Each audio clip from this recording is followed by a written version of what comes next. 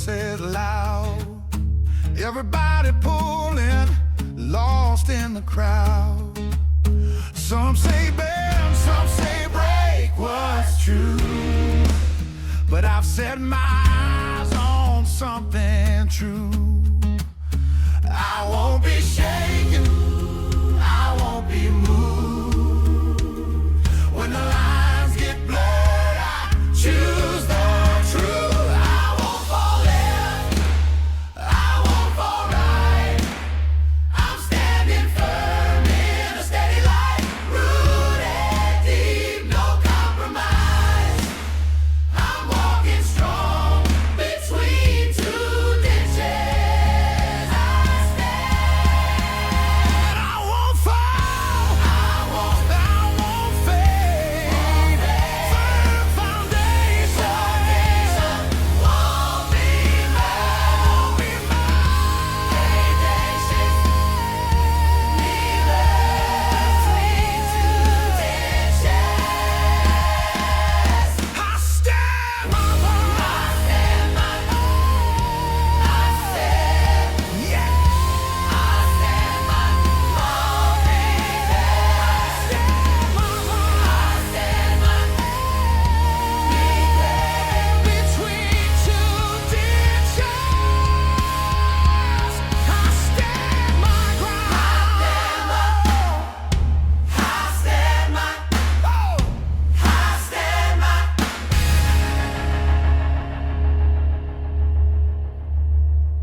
Welcome to the Between Two Ditches podcast. We sure are excited to be back with you today, and we sure do appreciate you joining us today for this episode, and we hope that you enjoy.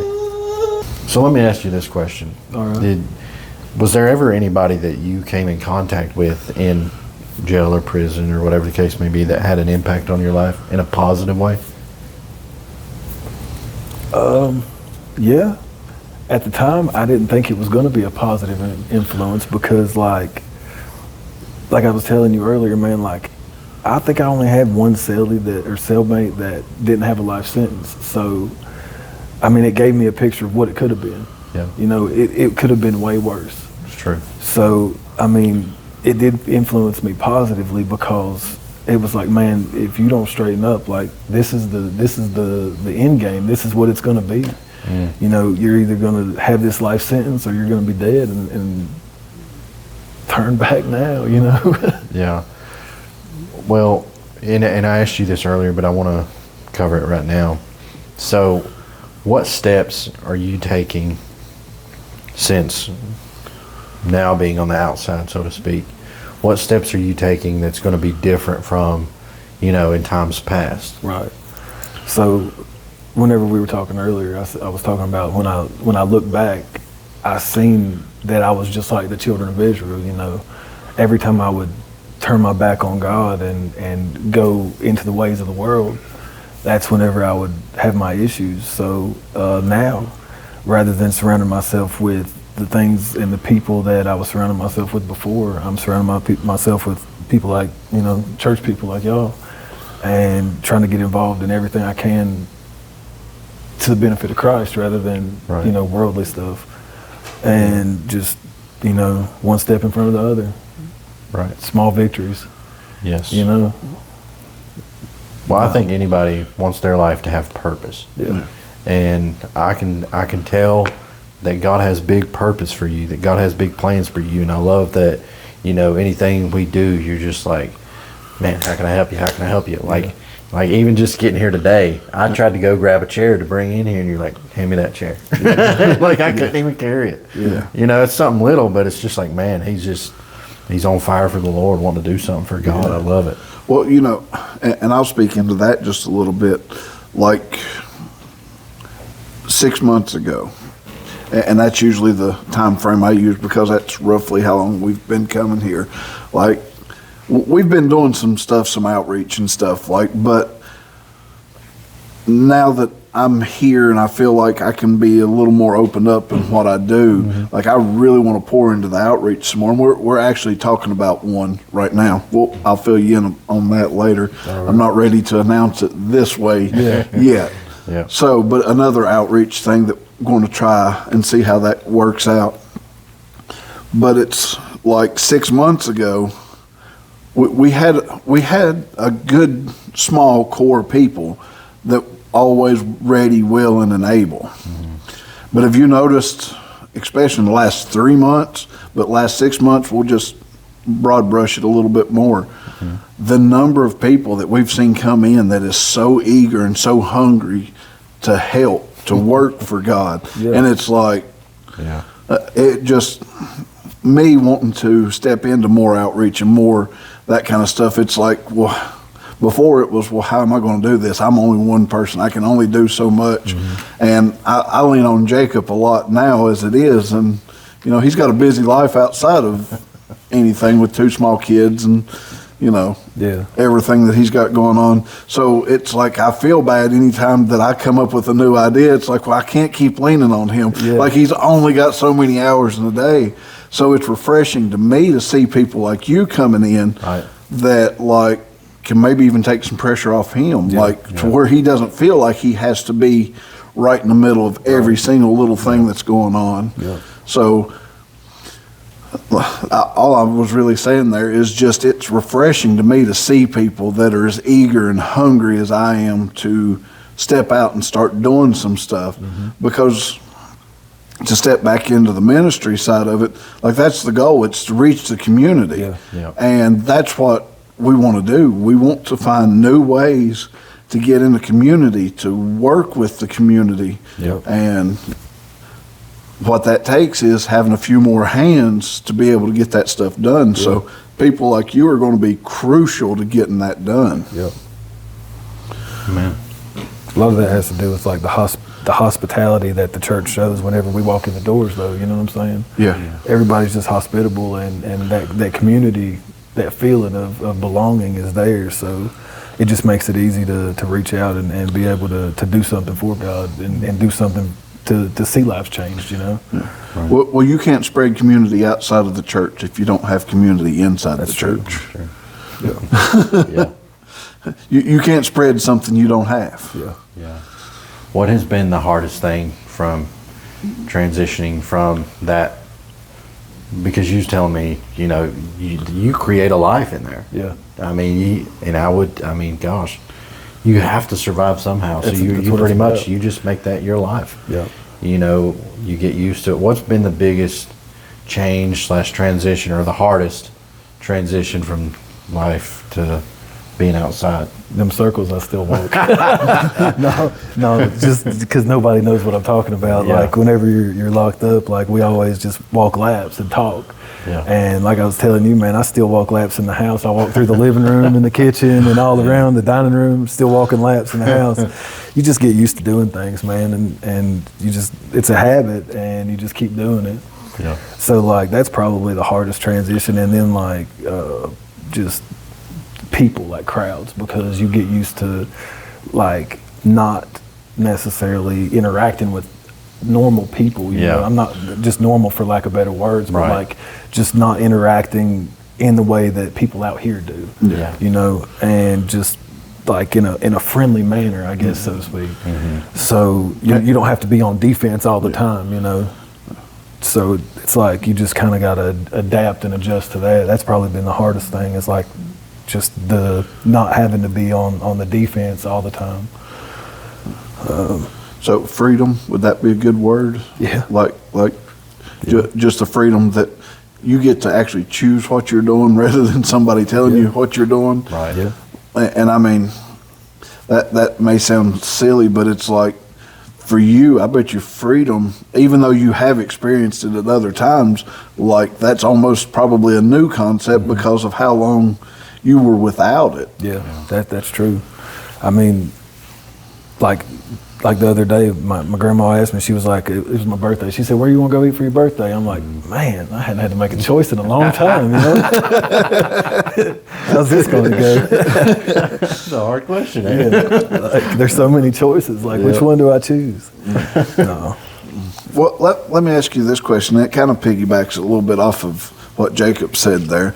And it may not be a great representation, but you mentioned crowds. Yeah. Like, how was it like to go to something like the Moonlight event that we had, to where there was quite a few people and just people moving and bustling around everywhere, and I mean, if it had been in the month of April or the beginning of May, I probably wouldn't have been real comfortable with it. But like, I started adjusting by the point in time Yeah. that was. So, I mean, it was all right. I didn't have any issues. but was that kind of like almost weird for you, or At that point, no, because like I'd been around just stuff around here and stuff. Yeah. so? And that was just a question that popped into mind. No, it wasn't awkward or anything. Which we wasn't like packed shoulder to shoulder or anything like that either. So, do you think a crowd like that would probably No. do anything? It was kind of spread out. I Yeah. think if maybe we had been like tighter packed in, I may Like if have we'd been little in a more- mosh pit, there's Yeah, so I might many have been a people little or bit more something there. hardcore, you know what I'm saying? But no, I think we were kind of spread out a little. And I did sit in the back, so Yeah. you know, don't forget that So part. I do have a curveball question All here. right. And you may be able to speak into this, you may not, but what advice or is there anything that would help a pastor or churches when it comes to helping people who are coming out of prison? I mean, just understand that God really does change people. You know, He does have the power to do that. We serve a big God. And it's just because of somebody's past that doesn't define, them now necessarily. I mean, I'm sure that some people it still does define because that's the choice that they've made, but like God really does change lives, Yeah. And the love of Christ, man, you just got to show them the love of Christ. Yes. That's something I've said about the church here, that it does really well. Like, I've never heard so many testimonies come out of a place before of first time we walked in, we felt like we were with family, So, and I think that speaks volumes to just the atmosphere here. Right. But I think that's where, I think we said it even in the last episode, it should feel that way anytime you walk into any church building anywhere. Yeah. Well, like I was telling you before, man, like I went to church here before, before we even had a church building, before we were actually in this church building, like we were still meeting over at the fire hall in Damascus. Yeah. And then I started coming to church here. And since then, it's been through renovations, a new pastor, you know what I'm saying? Right. But I've never felt community like I do now from here, you know what I'm saying?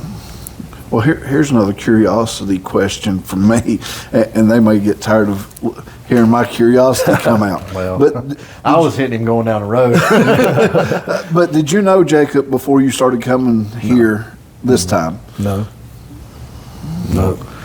Hey, I remember so many times, so many Wednesday nights, Sunday nights, we'd say, anybody got any prayer requests, and Miss Judy would say, just pray for Tyler. Yeah. Just pray for Tyler. And so I knew Tyler, I knew his name. Yeah. And I was calling his name out to the Lord. Yeah, appreciate it. And so was many others, man. And like where we had invested so much prayer, the first time I seen you walk through them doors, man, I just wanted to. Sounds weird, and I definitely couldn't do it because you've been in prison. It's like, I just wanted to jump up and hug his neck. Yeah. But but I knew if I approached him like that, he's gonna punch me and knock me out. We'd be talking about him rather than that pastor in Louisiana. But no, it's just like you've invested so much time, just praying, saying, God, help him, bless him, Yeah. whatever he needs. And so it was just a thrill to see him walk through the door, and then just to see you get involved and just be willing to talk and share input and share really wisdom.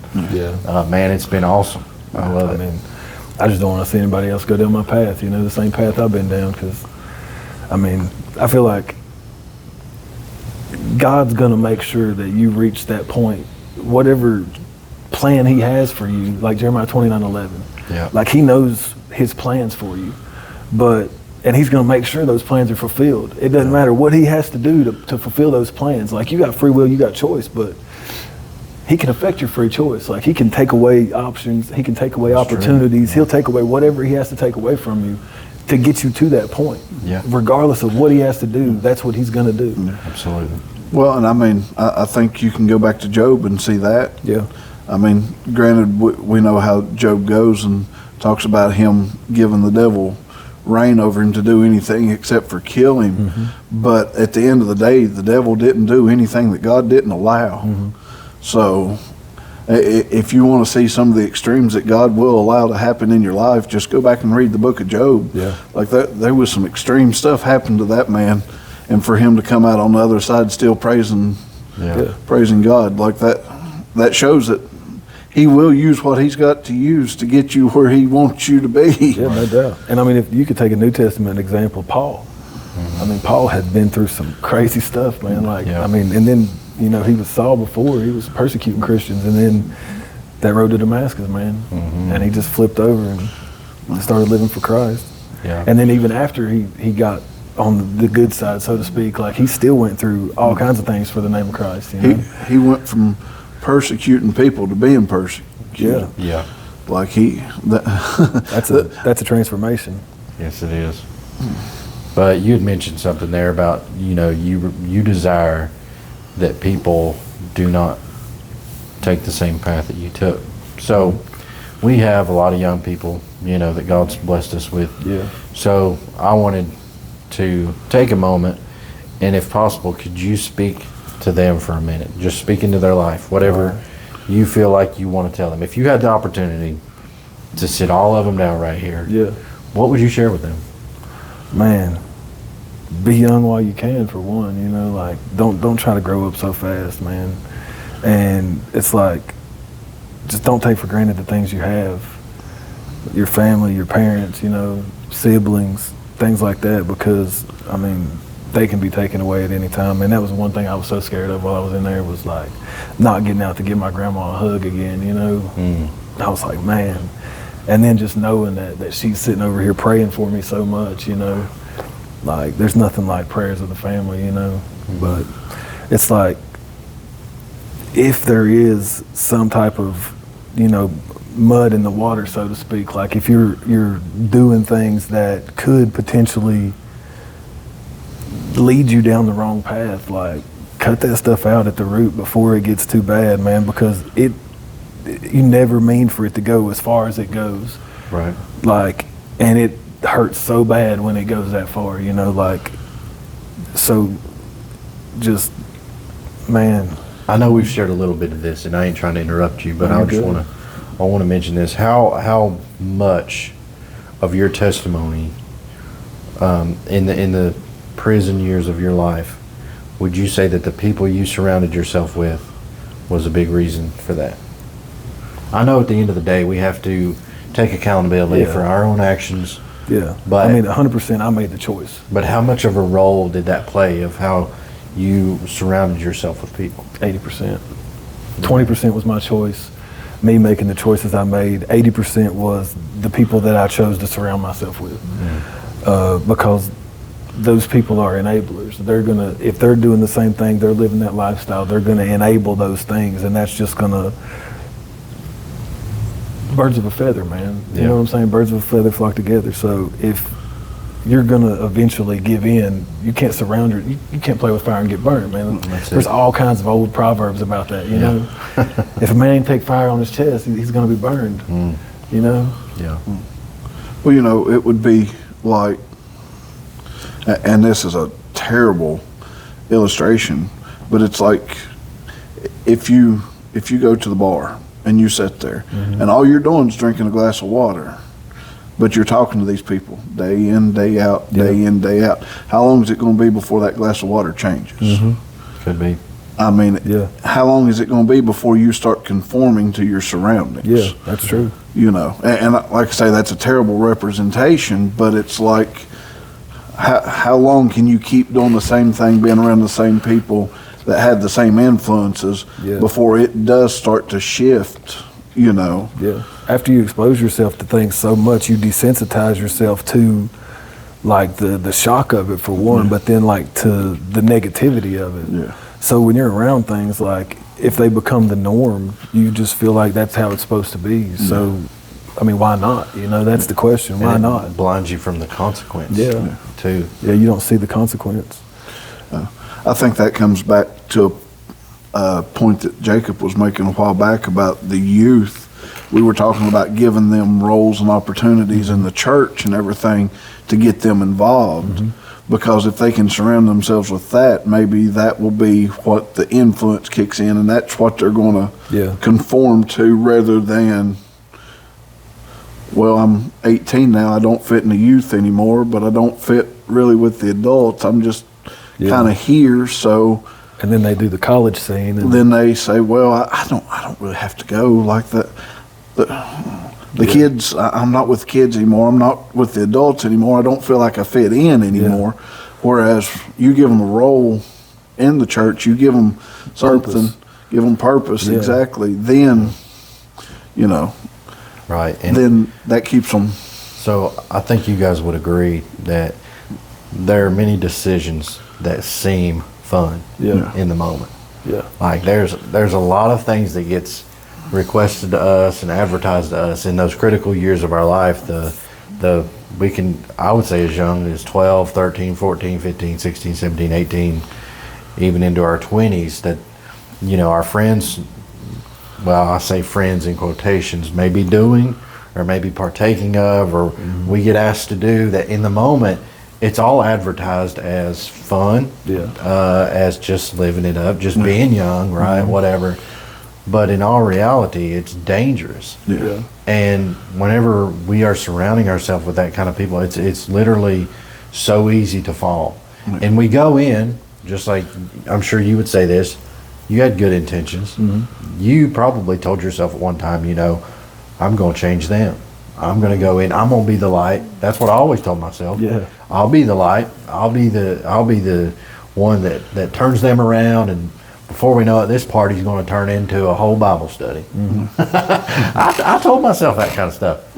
But then next thing you know, I pull up, and it ain't even 30 minutes, Brother Tyler, and here I am doing the same stupid jump. yeah, Yeah. yeah, no doubt. So, listening to a podcast earlier, so Christian Huff, he's the guy that married Sadie Robertson.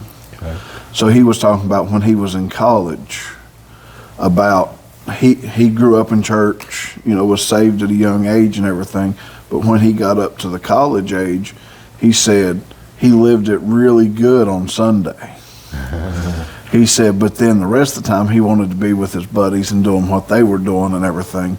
He said, and he was at a party one time. He said, and he found himself just over in the corner. And this was his words. He said, I was shotgunning beers to get drunk as fast as I could. Man, He said, and one of the people that was in the youth group with me walked up and said, I didn't think you drank. He said, and that just really was a critical thing for him. Yeah. He said, I was trying to live one way on Sunday and another way, trying to live for God on Sunday and for himself the rest of the time. And that was, I just felt like that was a good Yeah. representation of, So if it's all right, let's park right here for a minute.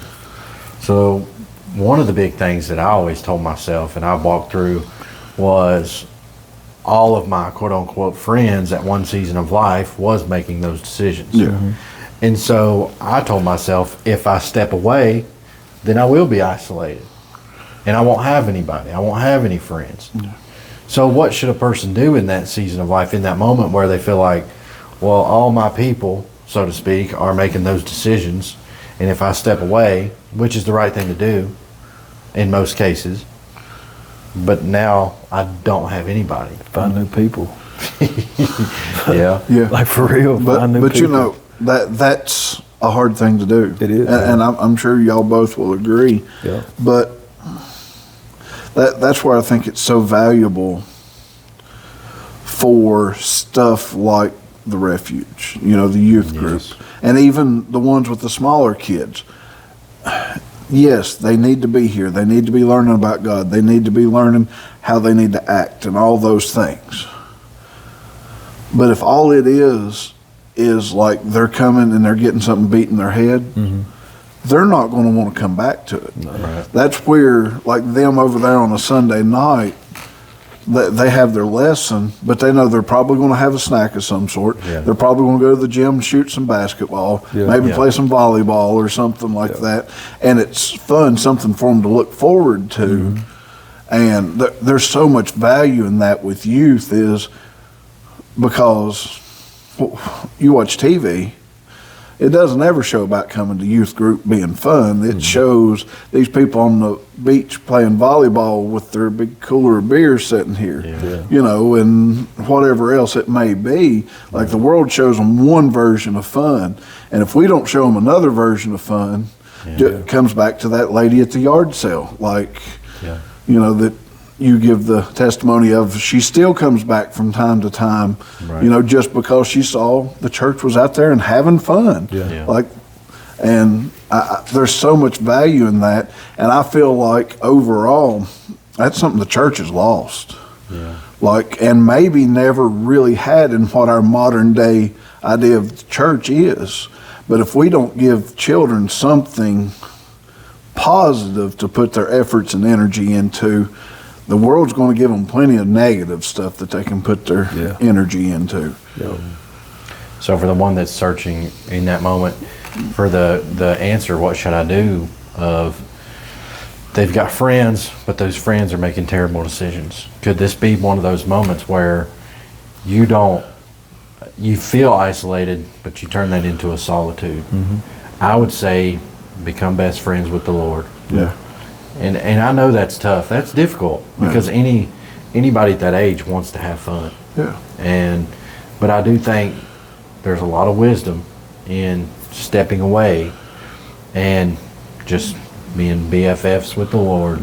And the same God that saved you, the same God that has been with you thus far, He can provide some godly friends. You know, I realized whenever I finally made that tough choice in my life to step away from a friend, and he really was a friend, but I had to do it because it was one of those things where I could not get victory over certain sins until I stepped away. And once I did, God really opened the door and introduced me to new friends. And it was life-changing, but I had to do it by faith because I didn't have those friends just saying, "Hey, we're waiting on you over here. Come be with me." It was a step of faith of saying, "I'm going to have to get away from what's going to hinder me to better my walk with the Lord." Peter The Bible says this. Yes, the Bible says this: "Seek ye first the kingdom of God and His righteousness." And then what does it say? All these things. All these things. All these things. So you fill in the blank. All the friends. All the fun. All these things will be added unto you.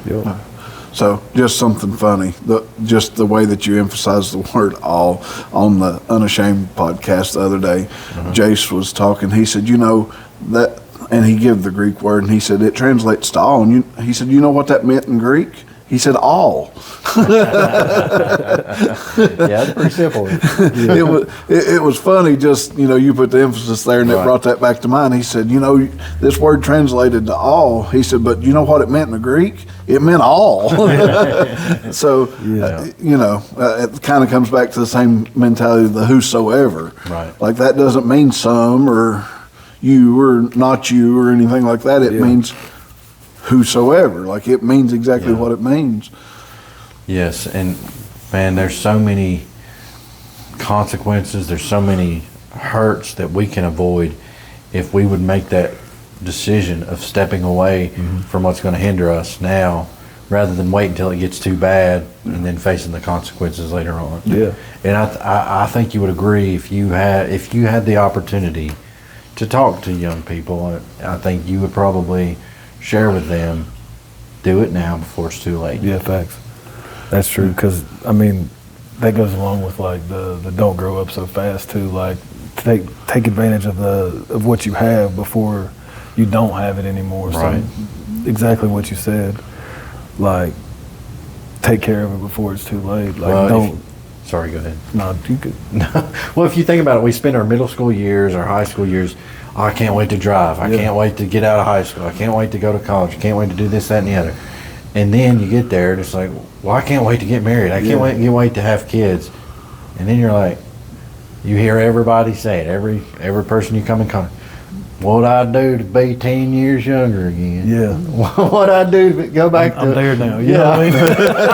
I'm there now. I am too. My 3-year-old will not stop talking. All you ever want them to do is talk, and then you just wish they'd shut up. No. Dad had a saying for that was I always thought was pretty funny. He said, "You spend the first 2 years teaching them to walk and talk, and the next 16 years tell them to sit down and shut up." Yeah. That's all right. But yeah, I agree so much that you continuously look forward at the freedom. Can't wait to do this, that, and the other. But if you just live in that moment, Yeah. man.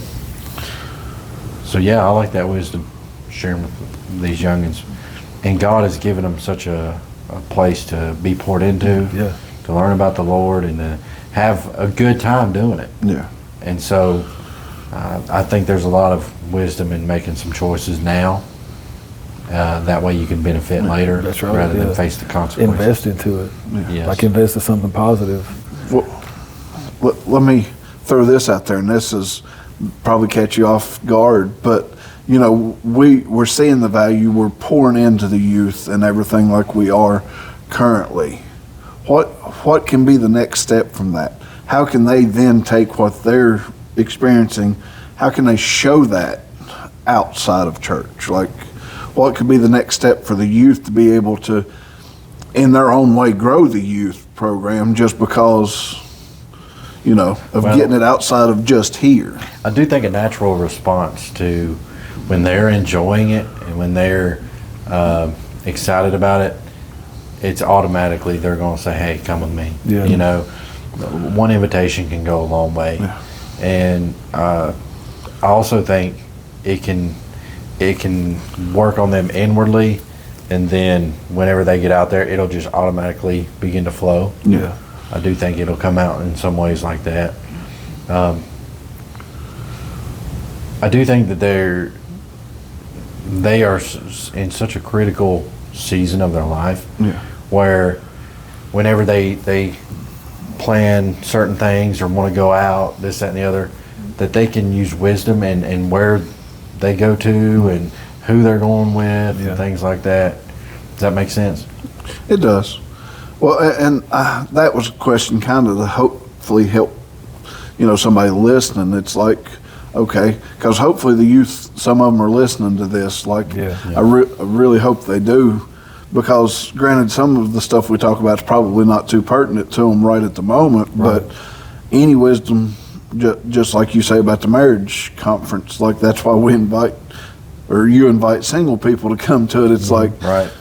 rather have it be an open book test when marriage comes, rather right. than be like us and just trying to figure it out on our own and Yeah. seeing how good we can mess that up real quick. No doubt. I wish I'd have had a marriage conference 15 years ago. Man. I still hadn't figured this thing out. No, we ain't either. We're just learning together. Is all Yeah, we're I doing. know. I'm Yeah, just, but you know, it's that same kind of thing. Like, well, what? And I mean, that's something for us to even think about and ponder on. Is what's the next steps? How do we keep spreading that? How do we Yeah. keep getting that out to the young people so they don't walk down some of the paths that we've walked down? Because if you go back and talk to your parents, they say, "Man, I wish I'd listened to my parents." Yeah. I can say that now. I'm to a point. It's like, man, some of the stuff they told me, man, I wish I'd have listened to them. Yeah. Well, then if you talk to your parents, they say the same thing about what their parents said. So apparently, the parents telling the kids ain't doing too much. that's like from We small don't- groups the other night, man. That was the whole thought I had. It was like, I didn't listen to my grandparents, man. You know what I'm saying? Like, Yeah. I knew what was right. Right. Like, I was brought up in church, man. Like, I knew what was right. I just chose choices opposite to that. Yeah. And it was because, like, I felt like they weren't relevant. Yeah. You know, Yeah. because they're older, you know, they don't do any of those things. So I felt like they didn't know what I was going through or what situation I was in. So maybe somebody who is more relevant, or somebody else can reach them, you know? Yeah. Well, let me ask you this. Do you think it would have made a difference in your life when you were younger, still living with them, still growing up, if you'd have had a youth program kind of like what we have now? Do you think that could have done something different in your life? Like, could have Yeah. steered you a different direction? Well, like there was a small youth program where I was going at whenever I was younger. Like whenever they had a little Awana program, and like that kind of like molded me. You know, like I still remember about verses I learned in Awana, man. You know what I mean? yeah. Like I could quote those things, but Oh, yeah. it's like all that's still in there. You Yeah. know, and I don't think had it not been for the things I learned in that youth program, that I don't think that God would have been able to use what was in there to work his, you know what I'm saying, Makes to work sense. on me later on. Yeah. But like there wasn't necessarily a youth program. Whenever I started like going down the wrong path, like there was definitely not a youth program that I could have gotten involved in. There might have been 2 youth in the church at the time, and I was one of them, you know, and there was definitely not a program for it. I feel like if there would have been something I could have gotten involved in to channel my energy more so to speak, rather than involving myself in the things I was, there probably would have been a different path. Right. I think, well, along these whole lines of isolation and the dangers of it and all that stuff, it shows you the importance of connections and community. Yeah. And I think moving forward, that's probably going to be one of your biggest battles and decisions. Yeah. Is community and connections. Who am I going to have community with, and who am I going to connect with? That's it. You know, and that's not to say that you'll never face a temptation to be connected with somebody, or even accidentally come in contact with somebody that eventually is negative. You know. Yeah. So I just want you to know that we're thankful that you have gotten connected with us and the community, so to speak, here, and small groups. And man, it's just been a blessing. I appreciate it, man. Man, For sure. man. Got anything else? Well, you know me, I can ramble on forever. Well, I didn't want to hold them all day, and Yeah. So, no, the only thing I would say is putting up guardrails. Yeah. Like, that's somewhere I'm sure that you're at in life. And that kind of comes back to themes that we've used in the past with the podcast is, for you, what kind of guardrails do you see that you have to put in place to keep yourself from trying to migrate back to what you knew before? People, places, and things, man. You know, you got to throw the things out in the ditch that just aren't any good for you. You Leave know? the things in the ditch that you threw out there. Yeah. When you throw them in the ditch, leave them there. You know? Because, and here's the thought that went through my mind, because you are in your walk and doing so good with it. I'm sure there's somewhere in your mind it's like, man, if I could reach those people I used to run with, Yeah. and I could show them what God's done to me. But I feel, and this is me thinking for myself, and my personal thought is the danger that could do in your mind of being like, well, I'm going to reach out to them so that I can reach them. Yeah. But that may be one of those things that's somebody else's job. Right. You know, Yeah, I guess for me that would be my bit of, you know, I don't know if wisdom's the right word, but guidance that I would give to Yeah. you. It's like I'm sure there's people out there that you cared about because you spent years with, Yeah. and it's like it would be so tempting to be like, I'll be the one to change them, but it may be that you have to be like, I'm not that person for them, That's true. Yeah. you know, because I guess that's a good type of isolation, is Yeah. to take that away, you know. Yeah, definitely. that does make sense. Right. You know, you coming out and you automatically just want to like contact the people that you once knew. yeah. Gosh.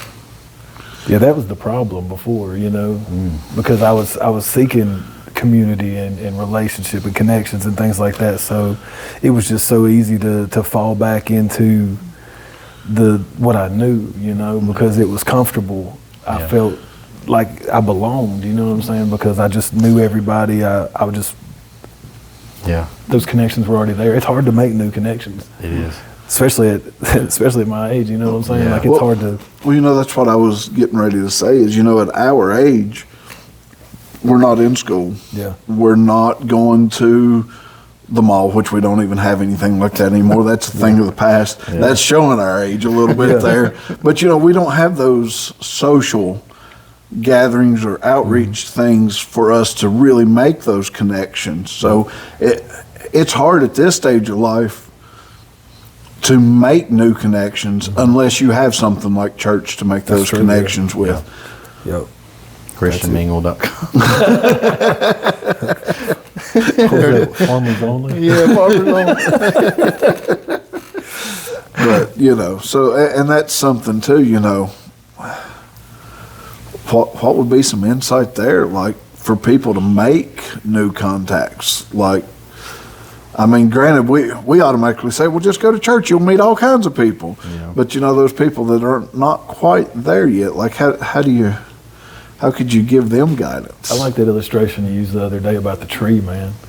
You know what I'm saying? The tree's got to be planted, Ooh, and then it has to grow roots, good point.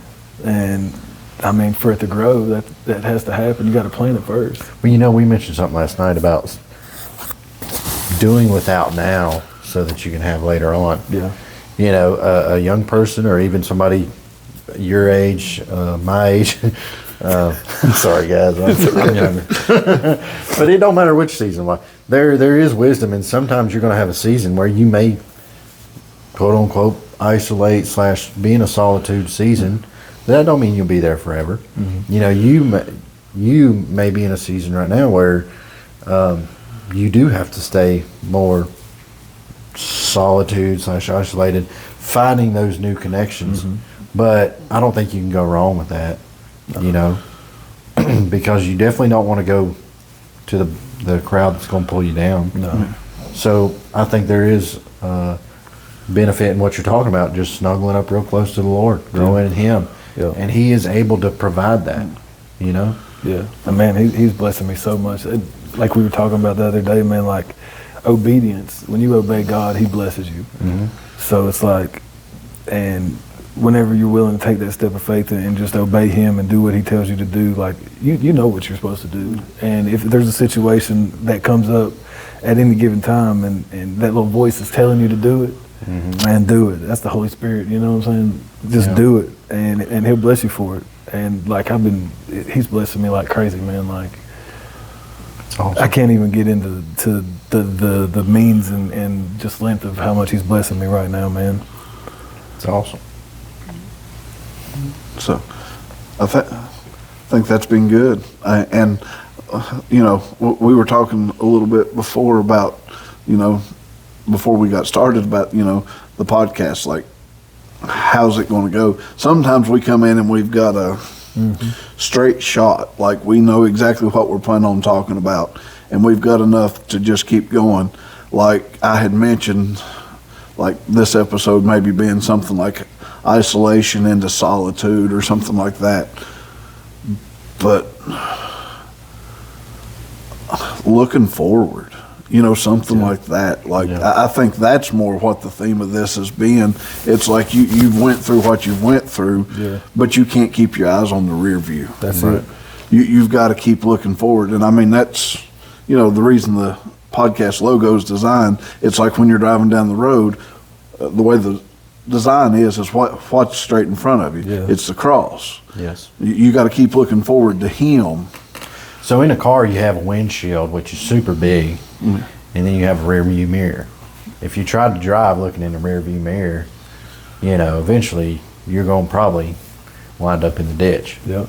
But when you're looking out the windshield and you're able to see everything, what do? You glance in the rear view mirror. Check yourself. Just to check and see if there's anything behind you. There is wisdom here in looking in your rear view mirror, so to speak, and anybody's rear view mirror, my rear view mirror, looking back and learning from some things that, got us to where we are. Yep. Learning from past mistakes, past choices, and I hope you know that we are wanting to walk with you forward, and we want to be here with you forward. And as cringy as it sounds, you've got a friend in me, man. Ironic that the new one of those just hit theaters, isn't it? Yeah. But no. No, I would extend the same olive branch or whatever you want to say there. Yeah, I It's appreciate like it. if something's going on and like you just need somebody like we're here. Yeah, I you appreciate know. it. Reach out. I mean, I can't always help in a lot of ways, but I can always listen. Like That's it, man. if nothing else, like I can be there to listen. Yeah. And I might give you some bad advice along the way, but just know there's somebody always there. I appreciate it. You man. know, because That's what it takes, though. You know Jacob what I'm was saying? saying, you know, you may be in a season where you're in a little bit more of isolation, but just know Yeah. that there's a group of people here that you can reach out to. That's Yeah. you know, and that's what we hope for everybody, like not just here. And I mean that's very sincere. What I said is very sincere. But to take it back to the podcast, it's like that's what everybody should be looking for. Yeah. It should be that sense of community that, man, I've got something going on. Right. But you know, the pastor's busy. Yeah. I don't feel like I need to bother him with this, but I really just need to talk to somebody. Yeah. You know, it's like, well, they should be somebody else. There should be a group of somebody else's there that you can reach out to. So, Yeah. I was reading this book while I was in there about this pastor, and he was talking about how many roles the pastor actually plays. You know what I'm saying? Like counselor for everything, marital counselor, counselor for just anything that could happen. If somebody's in the hospital, who do they call? Right. If somebody dies, who do they call? And I feel like maybe sometimes we got to spread that roll out and just give him a break every now and then. Help share the weight. It's true. and I think a great representation, which we're going to beat this horse to death, I guess.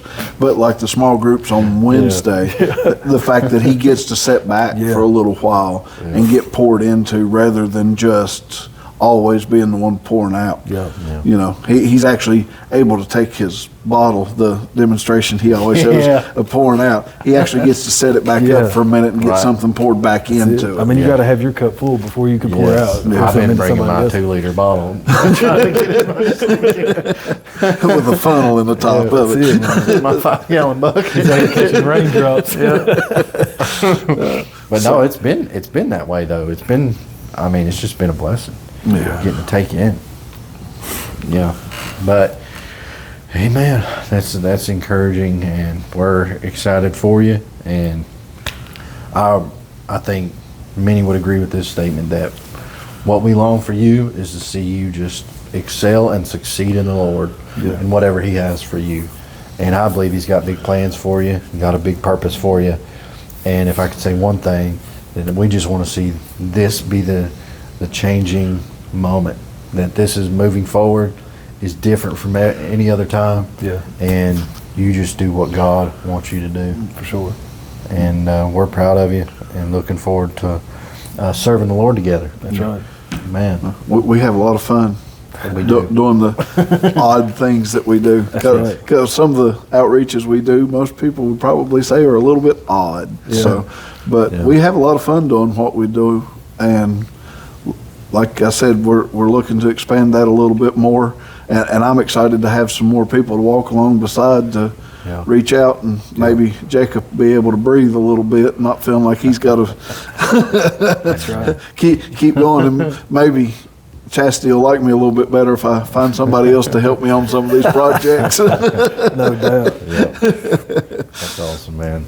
But we're excited for the future and what God has planned. That's it. And we do really appreciate you coming on the podcast, being willing to share anything. Before we go, I do have to ask though, do you have any funny stories from prisoner jail? There's too many to count, man.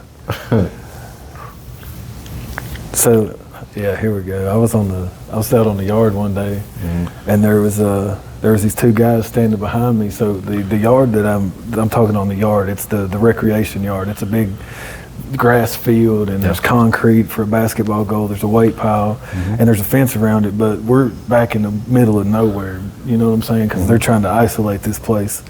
And so there's like live just animals everywhere, like groundhogs, deer.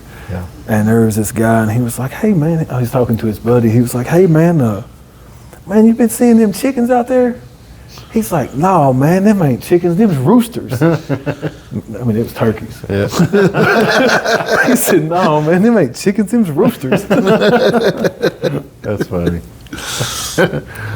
Man. Yeah, I'd say you got some stories to tell. Yeah. I'd say we could record for quite a while on Oh, yeah, those. that would be, But no, we I'm sure a lot of them probably wouldn't be that's podcast friendly. Yeah, that's or why I chose the one I church did. friendly. You know what I'm saying? Like, it took me a minute there, but yeah. Because I'm sure there's a lot of times those people don't act too civilized. And no. It's more like a bunch of cavemen in there, really. You know what I'm saying? Grunting, I guess. Yeah. It goes back to the more primal, you know, instincts, I guess. Everything's just survival. Amen. Well, once again, we appreciate you being willing to come on, join us on the podcast. And who knows, maybe down the road, you'll be back between the two ditches. That's right. But no, we thank you so much, and we're praying for you. Looking forward to what God has in store, and we'll say to the listener, stay tuned for more episodes, upcoming conversations, many things planned for the future. And till next time, keep it between the ditches.